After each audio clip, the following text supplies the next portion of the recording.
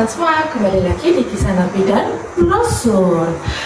Nah, cerita selanjutnya yang Bunda bawakan kali ini adalah kisah Nabi Syu'aib alaihissalam. Sebenarnya inti ceritanya nggak jauh beda dengan nabi-nabi yang sebelumnya teman-teman, seperti Nabi Nuh, Nabi Hud, Nabi Lut, dan Nabi Soleh.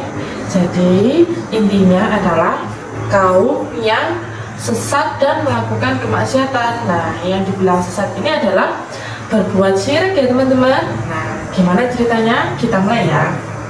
Jadi Nabi Syu'aib ini itu dari nasabnya diperkirakan teman-teman, dari beberapa ulama memperkirakan berada dari jalurnya Nabi Lut. Jadi Nabi Lut ini memiliki seorang putri, yang mana putrinya ini adalah nenek dari Nabi Syu'aib alaihissalam. Sementara lokasi dakwahnya Nabi Syu'aib itu juga ada beberapa khilaf dari beberapa ulama. Beberapa diantaranya mengatakan di Yordania dan sebagian mengatakan di sebelah utara dari Arab Saudi, seperti itu. Nah, suku atau kaum yang didakwahi oleh Nabi Syu'aib ini itu bernama suku Madian. Suku Madian. Gitu teman-teman.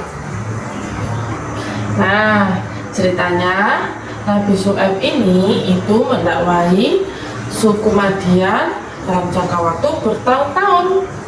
Ciri-cirinya apa sih suku Madian ini yang membedakan dari kaum-kaum Nabi sebelumnya? Nah, ciri-cirinya yaitu pertama, melakukan kesyirikan, menyembah berhala berupa pohon yang mereka namai dengan Al-Aikah. Nah, pohon ini ada di sebuah padang pasir tertentu yang mereka keramatkan pohonnya, mereka sembah pohonnya tersebut, dan mereka mengatakan bahwa ini adalah tradisi dari nenek moyang. Nah, seperti itu ya. Nah, ciri yang kedua adalah mereka suka sekali melakukan kecurangan dalam berdagang. Jadi seperti mengurangi timbangan. Jadi timbangan itu dikurangi sebanyak-banyaknya supaya mereka mendapatkan keuntungan yang lebih. Nah, siapa yang menjadi korban dari kecurangan ini? Tentu saja petani-petani yang miskin-miskin, yang modalnya sedikit. Jadi ketika mereka menjual tanaman atau menjual ternak-ternak mereka, timbangannya dikurangi teman-teman. Akhirnya pedagang-pedagang besar semakin kaya dan petani-petani miskin semakin miskin, seperti itu. Nah, ciri yang ketiga adalah kaum Madian ini teman-teman itu suka sekali merampas harta orang lain, terutama harta orang-orang yang keluar dari wilayah itu ataupun masuk ke wilayah itu. Jadi orang-orang yang bepergian itu dikenai pajak yang tinggi, dan orang-orang yang masuk ke wilayah itu pun juga dirampas hartanya. Kalau zaman sekarang, zamannya kita ini itu kurang lebih seperti pungli teman-teman ya.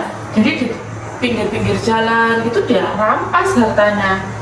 Nah, seperti itu ciri-cirinya ya.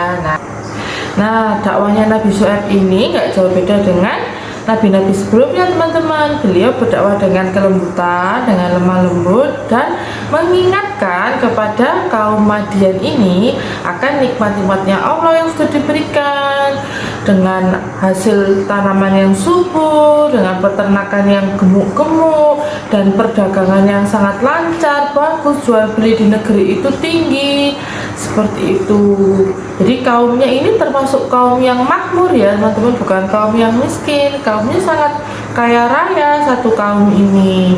Nah, yang kedua, setelah berapa lama dengan sabar, Nabi Syu'aib pun mengingatkan bahwa kalau kalian terus kufur nikmat, maka itu akan mendatangkan azabnya Allah. Ingatlah bahwa kaumnya Nabi Lut itu sudah dibinasakan karena melakukan kemaksiatan dan kesyirikan.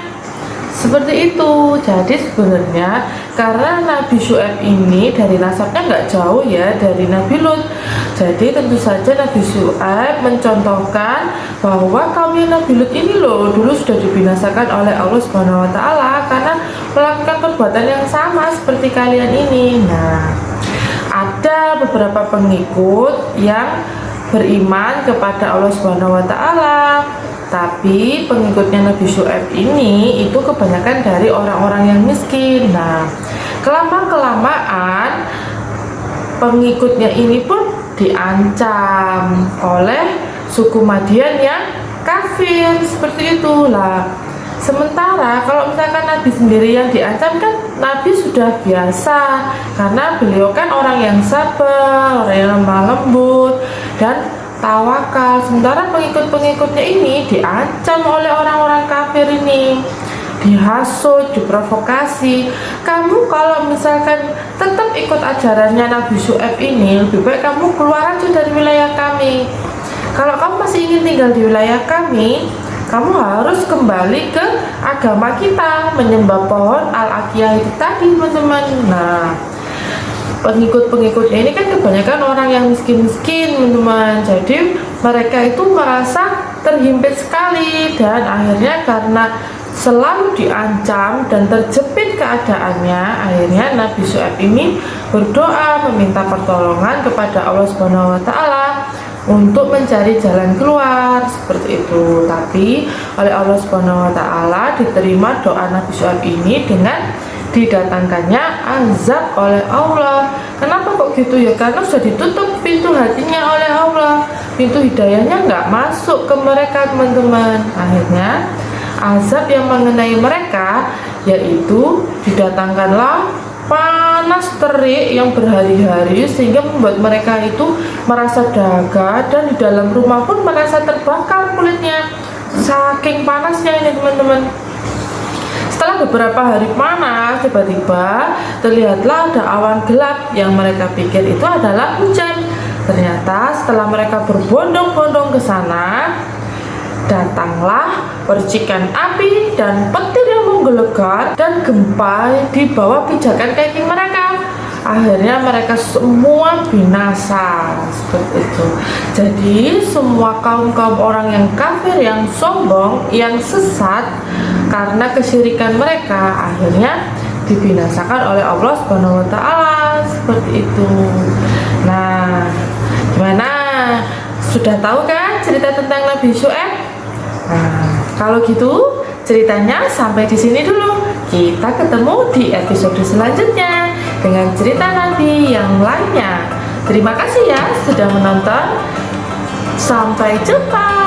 Bye bye.